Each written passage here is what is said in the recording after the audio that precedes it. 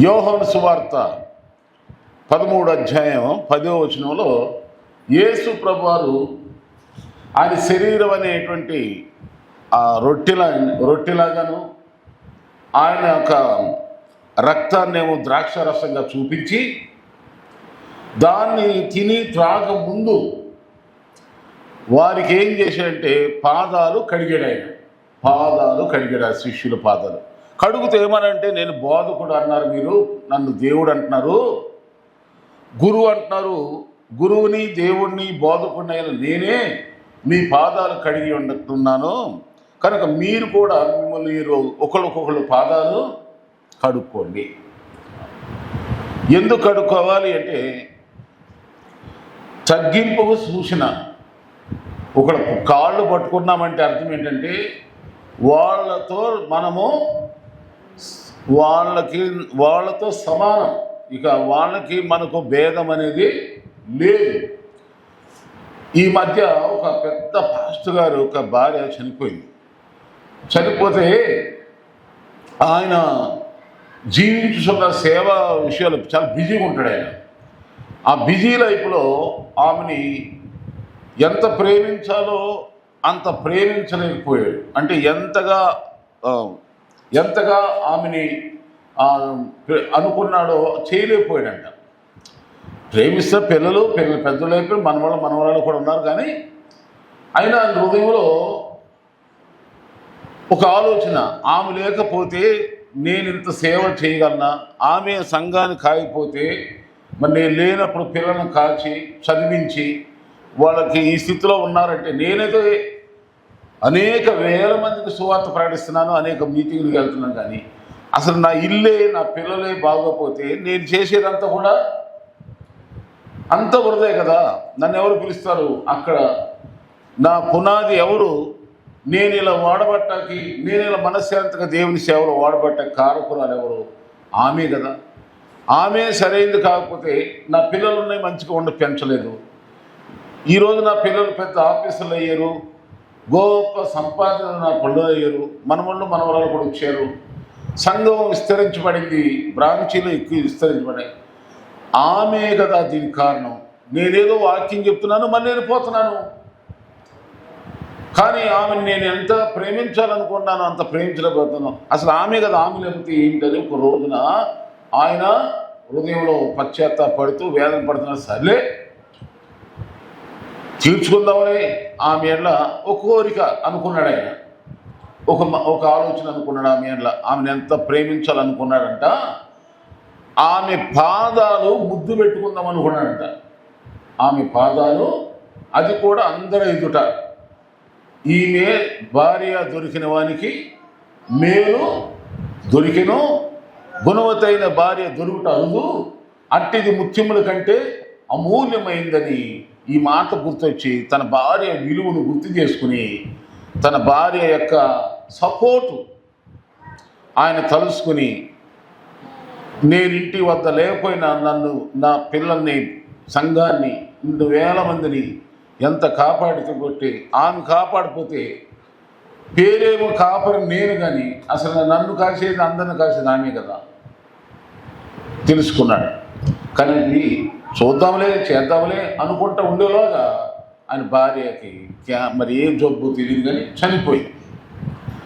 చనిపోయినప్పుడు కూడా ఆయన లేడు. ఇలా అయిందని వరకు వచ్చేసాడు.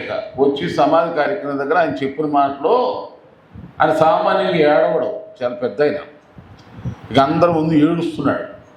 మీ అందరూ నాకు అవకాశం ఇస్తే, మీ అందరు సెలవు ఇస్తే ఆమె కాళ్ళు ముద్దు పెట్టుకుంటాను, అవకాశం ఇస్తారా అని అందరిని అడిగి వేలాది మంది వచ్చారు. సమాధి పెట్టిలో ఉన్న ఆయన భార్య కాళ్ళు ముద్దెట్టుకున్నాడు. అంటే పాదాలు దేనికి సూచన ఉందని ఎంతసేపు నేను చెప్పానంటే, మనిషిని వాళ్ళతో మనం ఏమవుతున్నాము, వాళ్ళు లేకుండా నీవు నేను ఒకటే, నీవే నేను, నేనే నీవు. నేను భర్తనే కానీ నీ బానిసని, నేను నీ యజమానునే కానీ నేను నీ యాచకుడిని. భర్త ఎవరంటండి భార్యకి, భార్య దగ్గర ఎవరు యాచకుడు అనండి. ఎందుకు యాచకుడు? యాచకుడు అంటే అర్థం ఏంటి? ఏమమ్మా టీ అయిందా?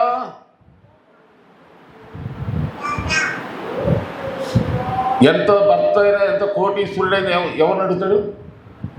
యాచకత్వం అంటే అడుక్కుంటాడు. ఎవరిని అడుక్కుంటాడు? తప్పుద్దా?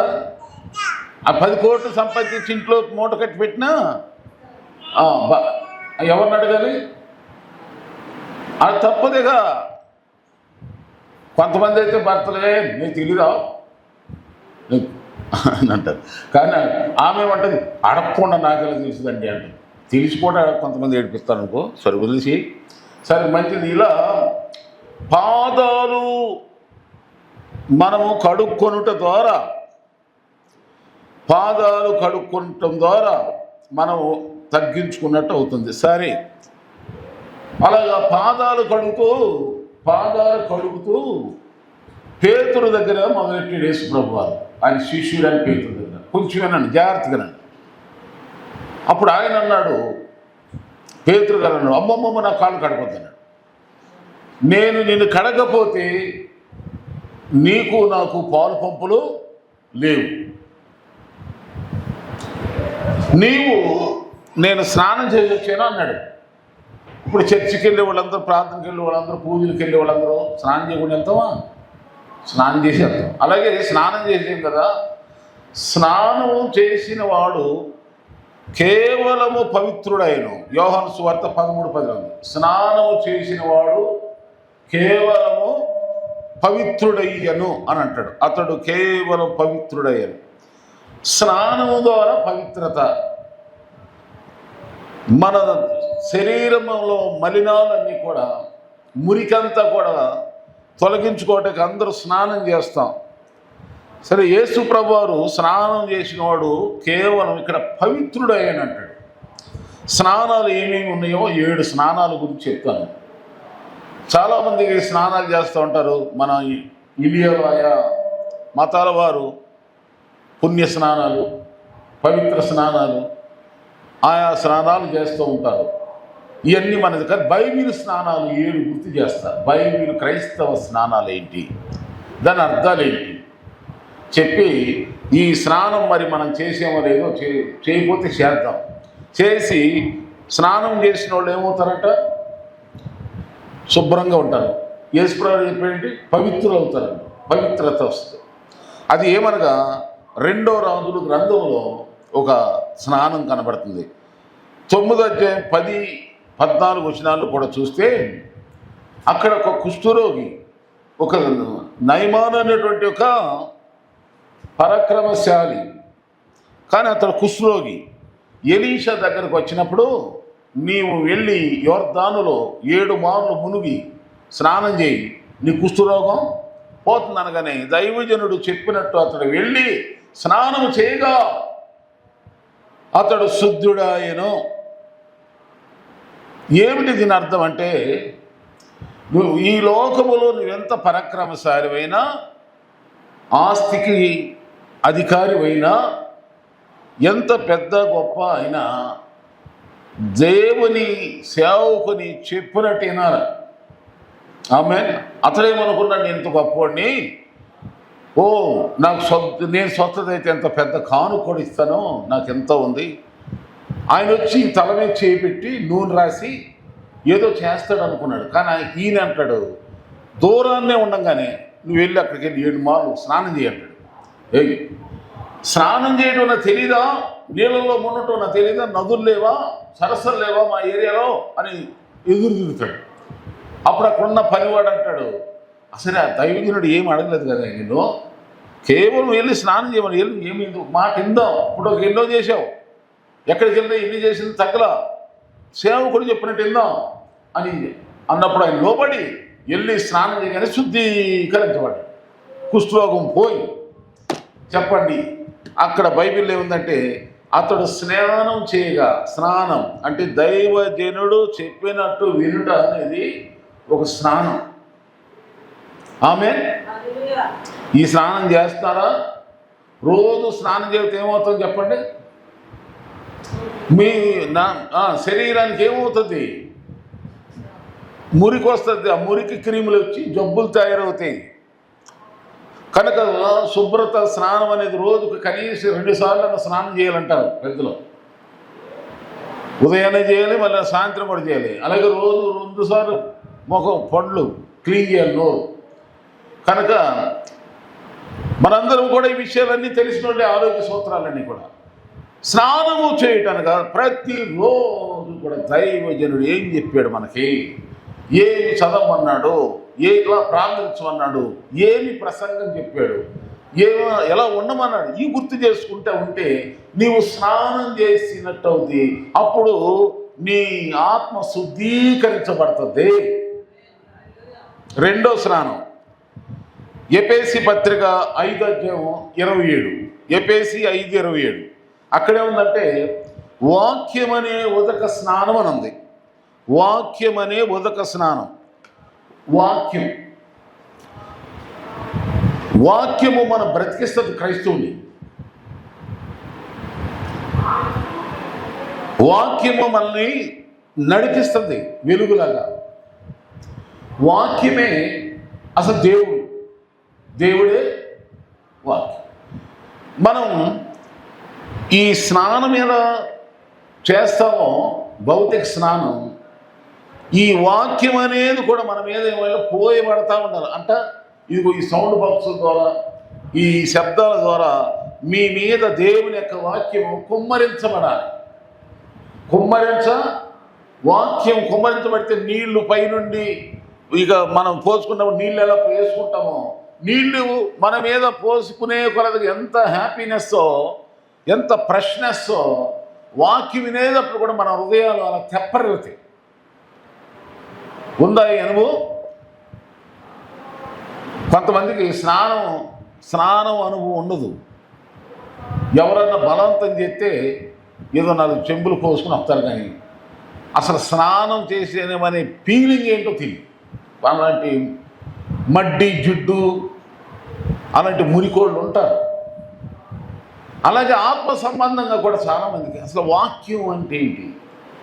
వాక్యమే మనల్ని కడుగుతుంది, వాక్యమే మనల్ని ఆదరిస్తుంది, వాక్యమే మనం బ్రతికిస్తుంది, వాక్యమే మనకు సంతోషం, వాక్యమే మనల్ని ఫలింపజేస్తుంది. వాక్యం అనుసారంగా ఉంటే మన కార్యాలు సఫలమవుతాయి. వాక్యము వినుట వలన విశ్వాసం పెరిగిపోద్ది మనలో. ఈ అనుభవాలు ఎంతమంది ఈ అనుభవాలు తెలిసి వాక్యం వింటూ ఉంటారే, అలాంటి వాళ్ళు వాక్య స్నానం చేస్తున్నారు. ఇదేంటి వాక్య స్నానం.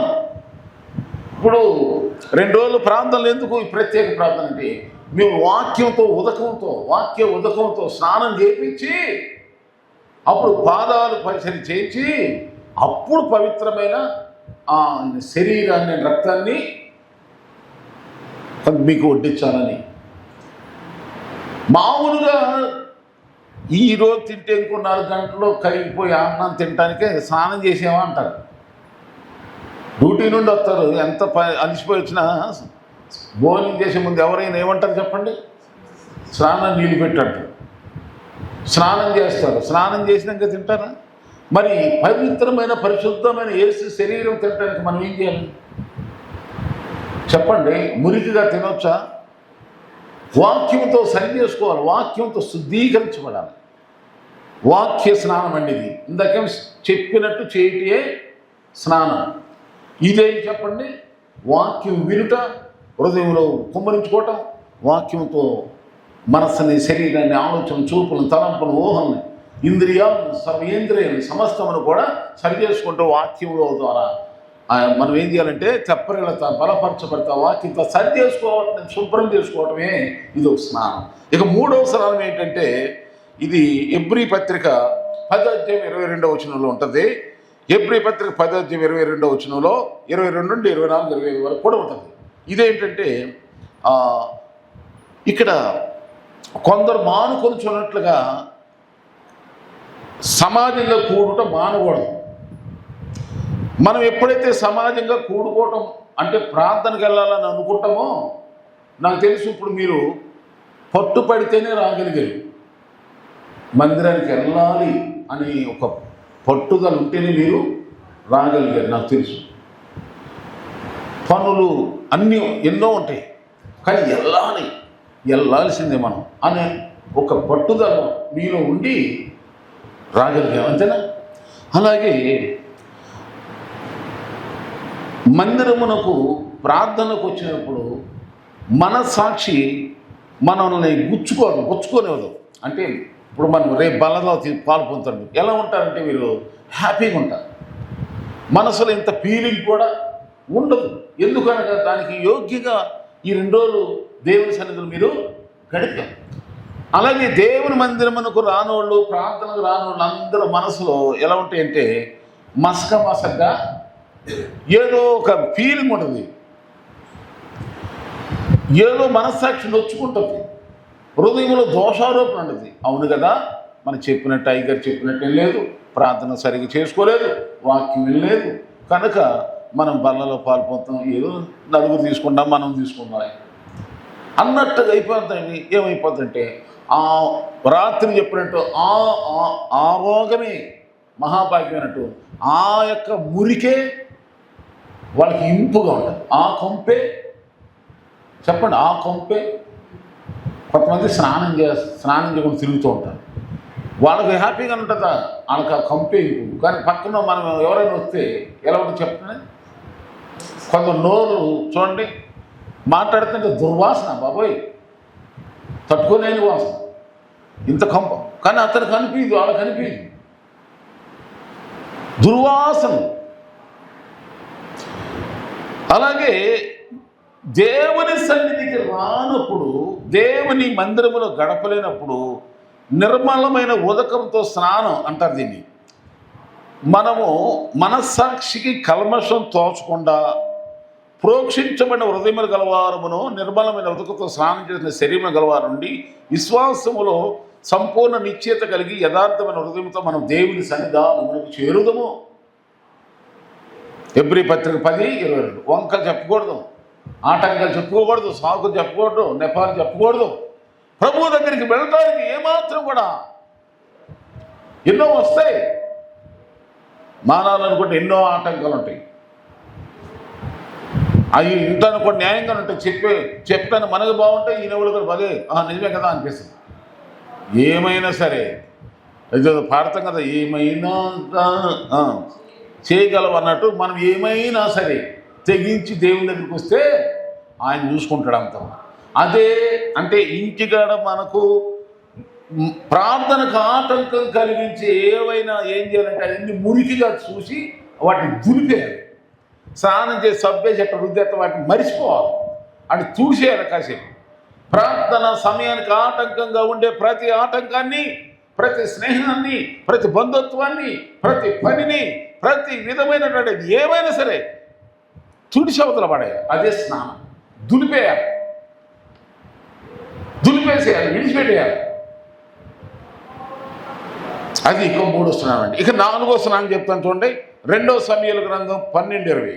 2 సమూయేలు గ్రంథం 12:20. ఇక్కడ ఒక రాజుగారికి తన దుఃఖంలో మునిగాడు. ఆ దుఃఖాన్ని బట్టి చాలా ఏడుస్తున్నాడు. తన ఒక భార్య, తన బిడ్డ చనిపోతే తన గురించి ఏడ్చాడు. దేవుడు ఆ దుఃఖం నుండి తనను విడిపిస్తాడేమో అనుకున్నాడు, కానీ అతను చేసిన పాపాన్ని బట్టి ఆ బిడ్డను దేవుడు తీసేశాడు. ఇక బిడ్డ చనిపోయినాక ఎంత ఏడ్చినా నాకేమి రాదు అని వెంటనే ఆయన ఏం చేసింటే ఆ దుఃఖాన్ని తొలగించుకోవటానికి స్నానం చేశాడు. ఎన్ని తెలిసినా ఏది అడిగినా జరిగేది నీ చిత్తమే ప్రభువా అని ఎలా అంటామో, ప్రభు దేవా నీ చిత్తమైతే బిడ్డను బతికించన్నాడు. నేను నీ పాపం గుర్తుండాలంటే నువ్వు చేసిన పాపాన్ని బట్టి నీకు కఠిన శిక్ష ఉంది కనుక ఇదిగో అది జరగదని ఆ ప్రార్థనలో దేవుడు బిడ్డను తీసాడు. అలాగే అప్పుడు ఆయన ఏం చేశాడు, దేవుడి మీద అనగల. అప్పుడు ఆ దుఃఖాన్ని దేవుడే, ఆ దుఃఖాన్ని, నాకు ఆ దుఃఖం కలిగింది, మళ్ళా దేవుడే నన్ను ఆ దుఃఖం నుండి సమృద్ధిగా నన్ను విడిపించి ఆదరించాలని ఆ దుఃఖము, ఆ బాధ, వేదన, దాన్ని తొలగించుకోవటమే చెప్పండి స్నానం. మనకిష్టమైనది జరగకపోయినప్పుడు, మనం అడిగింది దేవుడు ఇవ్వనప్పుడు, మనం కోరింది జరగనప్పుడు అలుగుతాం, ప్రార్థనల మీద అలుగుతాం, దేవుని మీద అలుగుతాం, చేసే ప్రార్థన చేయము, వెళ్ళవలసిన పని వెళ్ళం, దేవునికి చేయవలసినటువంటి యజ్ఞాలు అన్నీ మర్చిపోతాం. కానీ దావీదు అలా చేయలే. దేవుడే తన చిత్తం జరిగించుకోగాక, దేవుడే తన చిత్తమే జరుగునుగాక అని తాను అడిగింది ఇవ్వకపోయినా సరే అదంతటిని మరిచిపోయి ప్రభువుకి లోబట్టడానికి అతను ఏం చేసి స్నానం చేశాడు. ఆమేన్. ఈ స్నానం ఏంటంటే దేవుని చిత్తానికి లోబడ్డ. చెప్పండి, దుఃఖం నష్టమైనా దేవునికి లోబడు, లాభమైనా అది. ఇక ఐదవ స్నానం ఏంటో చూడండి. తీతుకు 3:5. తీతుకు 3:5 ఏముంటుందంటే, పునర్జన్మ సంబంధమైన స్నానము ద్వారా మనకు పరిశుద్ధాత్మ నూతన స్వభావం కలుగు చేయటం ద్వారాను మనలను రక్షించండి. మన క్రియల మూలముగా కాక తన కనికరం చొప్పుని అని అంటాడు మొదటి నుండి. మనం నీతిని అనుసరించి చేసిన క్రియల మూలంగా కాక తన కనికరం చొప్పుననే పునర్జన్మందమైన స్నానం అంటాడు. చూడండి, మనం అందరూ కూడా చాలామంది ఏమనుకుంటామంటే, అంటే మీరు కాదు, నేను యేసు ప్రభుని నమ్ముకున్నానంటే మామూలుగా కాదు, నేనెంతో మంచివాడిని కనుక, నేనెంతో శుద్ధుడిని కనుక, పరిశుద్ధుని కనుక, ప్రార్థన చేస్తాను కనుక, లేకపోతే దేవునికి అది ఇచ్చుకుంటున్నాను కనుక, నేను ఎంతో మంచివాడిని కనుక అందుకే దేవుడిని రక్షించాడు, అందుకే దేవుడు నాకు ఈ సాయం చేస్తున్నాడు, అందుకే దేవుడు నన్ను హెచ్చించాడు, బలపరిచాడు అనుకుంటారు. తప్పు. మన క్రియల మూలంగా ఏమి, మన నీతి క్రియలు దేవుని దృష్టికి మురికి క్రియలు అంట, మురికి గుడ్డ అంట. అంటే దాని అర్థం ఏమనుకోవాలంటే, మనం ఎంత నీతిగా ఉన్నా అసలు ఆ రుణం తీర్చలేం దేవునికి. మనం ఎంత ఇచ్చినా ఆయన రుణం తీర్చలేం. మనం ఎంత భక్తి చేసినా, ఎంత పరిశుద్ధమైన క్రియలు చేసినా అది దేవుడే చేయించుకుంటున్నాడు అనుకోవాలి, అది దేవుడే మాట్లాడిస్తున్నాడు అనుకోవాలి, దేవుడే చెప్పిస్తున్నాడు అనుకోవాలి, దేవుడే వాడుకుంటున్నాడు, దేవుడే హెచ్చించాడు, దేవుడే బలపరిచాడు. నేను ఈ స్థితిలో ఉంటాను కాను, ఈ ప్రార్థన చేయటం కాను, ఈ రక్షణ పొందటం కాను, ఈ విధంగా అందరి దృష్టిలో నేను గొప్పగా యోగ్యంగా ఉంటాను కారణం దేవుడు తప్ప నాలో ఏముందే అని మనం తగ్గించేసుకుని దేవుని కృప అని అనుకోవటమే చెప్పండి స్నానం. ఆమేన్. ఆమేన్. ఇక 6వ చూడండి. 6వది ఏంటంటే రూతు గ్రంథం 3:1-3 ఈ 6వ స్నానం ఏంటంటే, ఒక అత్త కోడలు కనబడతారు ఇక్కడ. అత్త కోడలు పెళ్ళైన కొత్తలోనే ఆ అత్తగారు అత్త భర్త అంటే అత్తగారికి కూడా భర్త చనిపోయాడు, కోడల భర్త అంటే ఆమె కొడుకు అంటే పెనిమిటి కొడుకు చనిపోయాడు, కోడల విధవరాలైంది. 2 కోడలు అయ్యారు, కానీ ఒక కోడలు అయితే విడిచిపెట్టి వెళ్ళిపోయింది. కానీ ఈ కోడలు రూతు అనే కోడలు అయితే ఈమె అత్తను విడిచిపెట్టల. కష్టాల్లో, శ్రమల్లో, ఆ వృద్ధాప్యములో, అంటే ఒక ఇంటికి నేను అప్పగించబడ్డాను, భర్త లేడు, అయినా పర్లా, నీ ఇల్లే నా ఇల్లు, నీ దేవుడే నా దేవుడు, నీ దేశమే నా దేశం, నువ్వు ఎక్కడ చస్తావు నేను అక్కడ చస్తానని చెప్పి అత్తనే పట్టుకొని అత్త అమ్మడే పడింది. కనుక యెరూషలేము వచ్చేసారు, బెత్లెహేము వచ్చారు, ఒక పనిలోకి ఏరిపోయింది. మరి అత్త ముసలిది, పని చేయలేదు, ఈమె పని చేసి పోషించుకురావాలి. అందుకని ఎక్కడ మంచి పొలం ఉందా, ఎక్కడ పని ఉందా అని చెప్పి ఎదుక్కుంటూ వెళ్ళిపోయి అక్కడ బోయేది అన్నట్టు ఒక పొలంలోకి వెళ్ళి పని చేస్తూ పని అంటే పని కూడా ఎవరు కొత్తోడు కదా, కొత్తోడు పని ఎవరు అక్కడ పరిగెడుకుంటూ ఆయన్ని తీసుకుని అతను పోషించుకుని ఇదంతా చూస్తున్నాడు ఆ పొలం యజమానుడు. ఈ అమ్మ మన ఇశ్రాయేలీయురాలు కాదు, మన దేశవాసి కాదు, మన బంధువు కాదు, అసలు ఎవరో ఇంత బుద్ధిగా మన ఇశ్రాయేలీయులైన యవనస్తులు కూడా లేనటువంటి ఇంత మంచి ప్రవర్తన,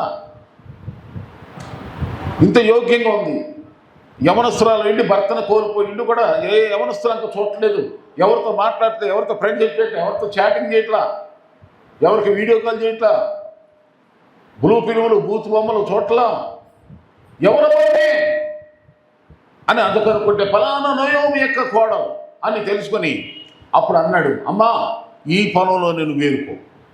చాలామంది పరిగేరుకుంటా కొత్తగా అంత గాలి మంద. వాళ్ళు గరీబోళ్ళ ఇల్లు కూడా గలీచేత చేస్తూ ఉంటారు. కనుక నువ్వు అలాంటి దానివి కాదు, నువ్వు యోగ్యురాలు అని నా జనులందరూ ఎరుగుదురు. కనుక నీకు దాహం అయితే నా దగ్గరకు వచ్చినాయి, నేను తిని ఇక్కడ రా అని ఆయన ఒక కోటీశ్వరుడు, ఈమె ఒక పరిగేరుకున్నాను. పోల్చుకుంటే చూడండి ఎంత తేడా ఉందో. ప్రవర్తన, ఒక మంచి ప్రవర్తన, ఒక సత్ప్రవర్తన, ఒక నీతి ప్రవర్తన ఒక పెద్ద కోటీశ్వరుడిని ఆకట్టుకుంది. పెద్ద అందగత్తేమి కాదమ్మి. ఎవరైనా సరే అందము మోసకరం సౌందర్యం వ్యక్తమే, దాన్ని ఎవరు చూడరు అనుకుంటాం, కానీ గుణము చూస్తారు, ప్రవర్తన చూస్తారు, తీరి చూస్తారు. అది నచ్చింది ఆయనకి. కనుక అంతగా ఆమెను అభిమానిస్తున్న ఆ యొక్క బోయజు దగ్గరికి ఒక రాత్రి పూట అత్తగారు నువ్వు వెళ్ళు ఆయన పర్సనల్గా కలుసుకురా, ఆయన దగ్గరికి వెళ్ళు, నీ మీద ఆయన ప్రేమ చూపిస్తున్నాడు, నిన్ను అభిమానిస్తున్నాడు, నీ ప్రవర్తన ఆయన నచ్చింది కనుక నీ ఎడల ఆయనకి ఏముందో ప్రేమ చూపిస్తాడు, చెప్తాడు, పర్సనల్గా కలుసుకో, ఆయన ప్రేమ ఏమిటో నీకు తెలియాలి అని అత్తగారు చెప్తే, మరి చెప్పినప్పుడు గబగబా ఓకే గంతులు వేసుకుంటే వెళ్ళా. అది అక్కడ చూడండి, రూతు గ్రంథం 3:3 ఆమె స్నానం చేసి అన్నది. ఏమ్మా ఏం చేయాలి? జట్టగట్ట వెళ్ళా, కురదానే కదా, పడుచుదానే కదా, ఎవరొస్తాను కదా, ఆయన పెద్దోడు ముసలోడు, పడుచుదాన్ని నాకేంట్లే, నాకు శుద్ధున ఎన్ని కావాలా, ఎలాగట్ట వెళ్ళిపోతాను, అలాగో అత్తగారు వెళ్ళమంది కదా అని చెప్పి అట్లా నిర్లక్ష్యంగా ఒడ్డిగా వెళ్ళా. మంచిగా నీట్గా చక్కగా స్నానం చేసి శుద్ధంగా శుద్ధ హృదయంతో పవిత్రంగా చక్కగా స్నానం చేసింది, వెళ్ళింది. చూడండి, మనం యేసయ్య కూడా ఏమనంటే, మీలో ఎవరైనా ప్రార్థన చేయాలి అనుకుంటే, ఉపవాసం చేయాలనుకుంటే ఎలా ఉండమన్నాడు? మొహం కడుక్కోండి, తల కడుక్కోండి, తలుపు వేసుకోమన్నాడా? అందరిని చుట్టూరు కూర్చోబెట్టి స్తోత్రం ఆత్రం అనమనలా. పర్సనల్గా కూర్చోండి అంటే దేవునితో పర్సనల్గా కలుసుకోవాలంటే ఏం చేయాలి చెప్పండి? ఒక ప్రత్యేకత కావాలి, ఒక స్థలం కావాలి. దేవుడు మనం తప్ప ఎవరు ఉండకూడదు అక్కడ. ఆమె దాన్ని ఏమంటారంటే ప్రభువును కలుసుకోవటానికి వెళ్ళి స్నానం. ఎవరితో కలుసుకోవటానికి? పర్సనల్గా ప్రభువుతో మాట్లాడతారు. మీలో ఎంతమందికి ఉంది పర్సనల్గా ప్రభువుతో గడప? నేను ఒక్కదాన్నే గంటల సేపు ప్రార్థన చేసుకుంటానయ్యా, నేను ఒక్కదాన్నే ధ్యానంలో ఉంటానయ్యా, నేను ఒక్కదాన్నే బైబిల్ చదువుకుంటా, నేను ఒక్కదాన్నే ప్రార్థన ఎంతసేపు చేశాను, నేను ఒక్కదాన్నే మందిరంలో ఎంతసేపు గడిపే ప్రార్థన అన్నవాళ్ళు మీలో ఉన్నారా? అదే మరి అలా వ్యక్తిగతంగా పర్సనల్గా ప్రభువుతో కలుసుకోవటమే స్నానం లాంటిది. అప్పుడు వెళ్ళినప్పుడు ఆయన కలిసినప్పుడు ఆయన చాలా ఆశ్చర్యపడ్డాడు. ఆశ్చర్యపడి అప్పుడు చెప్పాడు ఆయన, నేను నీ ఎడల ఇదిగో ఇలాంటి అభిప్రాయం ఉందమ్మా, అది తప్పకుండా నేను నెరవేరుస్తాను అని చెప్పి, వచ్చావు కదా ఇదిగో పట్టు అని మళ్ళా ఆమెకి ఆహార పదార్థాలు ఇచ్చి పంపిస్తాడు. ఆ అధ్యాయంతో మీరు చదువుకోండి. ఆమె ఇక 7వ స్నానం, చివరిగా 7వది ఏంటంటే లూకా సువార్త 11:38-41 ఉంది. ఈ లూకా సువార్త 11:38-11 ఏముంటుందంటే, ఆయన భోజనమునకు ముందుగా స్నానం చేయలేదని ఆ పరిసయ్యుడు దాన్ని చూసి ఆశ్చర్యం. కాగా మీకు కలిగినది ధర్మం. 41 ఏముంటుందంటే, కాగా మీకు కలిగినవి ధర్మం చేయడి, అప్పుడు మీ కన్నీయు శుద్ధిగా. ఇక్కడ జరిగిన సందర్భం ఏంటంటే, యేసు ప్రభువుని భోజనానికి ఆహ్వానించినప్పుడు ఆ భోజనానికి వచ్చిన సామాన్య మీ ఇందాకే చెప్పుకున్నాం, మామూలుగా ఎవరైనా భోజనానికి వెళ్ళేటప్పుడు ఏం చేస్తాం చెప్పండి?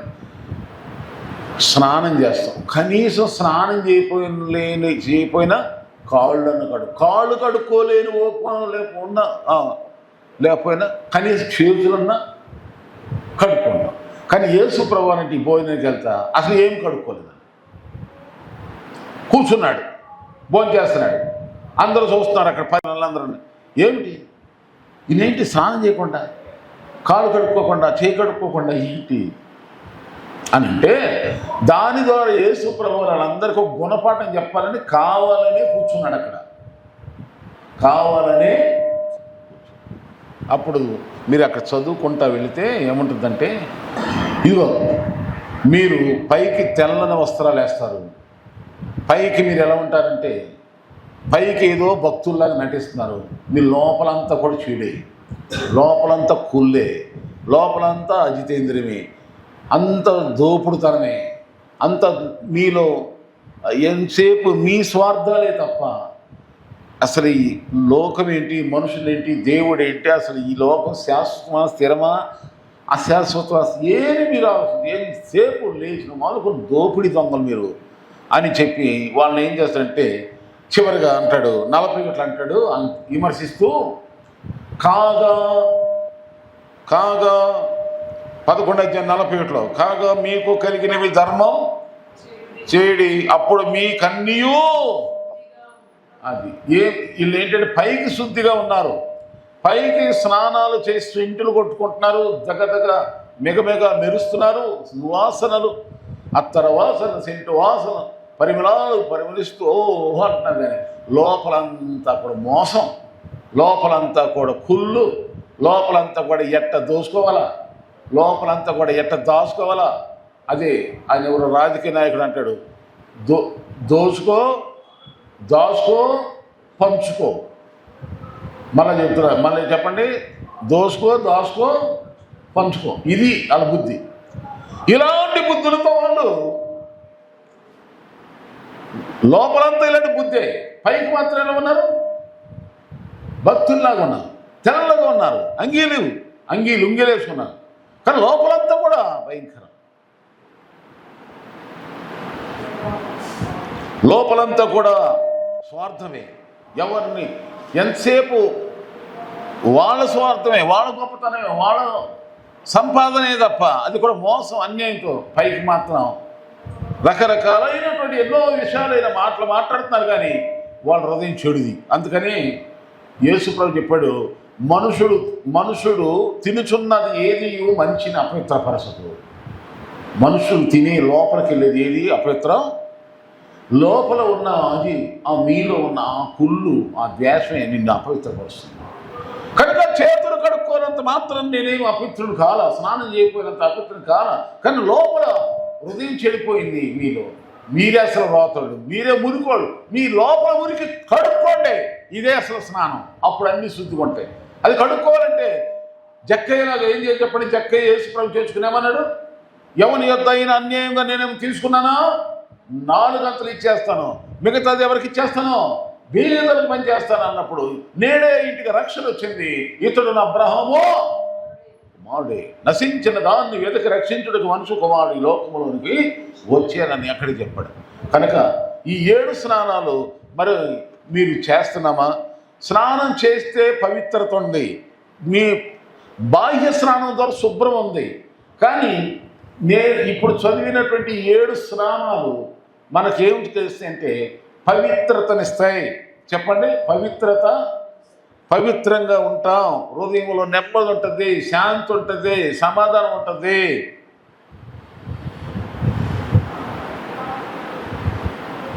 ఒక వ్యక్తికి అన్ని తిన్నంత ఉంటాయి, తాగినంత ఉంటాయి, ధరించినంత ఉంటాయి, ఎంత ఖర్చు పెట్టిన తరగని ఆస్తులు ఉంటాయి, కానీ ఏమి హృదయంలో నెమ్మది లేకపోతే, హృదయంలో సమాధానం లేకపోతే, హృదయంలో శాంతి లేకపోతే అన్ని సమస్యలే, అన్ని రకాల అన్ని వైపులు జబ్బులు వచ్చి పడతాయి, అన్ని విధాలైన భయాలు కలుగుతాయి, అనేక విధాలైనటువంటి శోధన కలుగుతాయి. అసలు జీవించుచున్నాడనే పేరు ఉంటుందే తప్ప అలాంటి వాళ్ళకి సచ్చిన వాళ్ళతో సమానంగానే ఉంటారు. కానీ నా యేసు ప్రభు వారు, మన దేవుడు, మన ప్రభు, మన కొరకు సిలువలో రక్తం చిందించి చనిపోయి తిరిగి లేచిన మన ప్రభు అయిన యేసు క్రీస్తు వారు, మీరు స్నానం చేస్తే పవిత్రత పొందుతారు. అది ఏ స్నానమయ్యా అని మనం ధ్యానించాం. అది మొదటగా ఏ స్నానం చెప్పండి, ఒకటి గుర్తు చేస్తాం మీకు. చెప్పినట్టు వినుట అనండి. ఎవరు చెప్పినట్టేనాలి? దైవసేవకుడు చెప్పినట్టేనాలి. రెండో స్నానం ఏంటండి? వాక్య స్నానం, బైబిల్ లేఖనం బాగా వినాలి, ఎంత వింటే ఆ స్నానం. మూడవది స్నానం ఏంటంటే దేవుని సన్నిధానమునకు వెళ్ళుట, గడుపుట, దేవుని మందిరములోకి ఎన్నున్న ఆటంకాలు అన్ని వదిలేసిపోవటం. నాలుగవదిగా చూస్తే దేవుని చిత్తానికి విధేయత చూపటం. ఐదవదిగా చూస్తే దేవుని కృపను బట్టే మనం ఇలా ఉన్నామని మనం ఇంకా అంకిత భావంతో దేవుని కొరకు జీవించాలి తప్ప మనం వెచ్చించుకోకూడదు.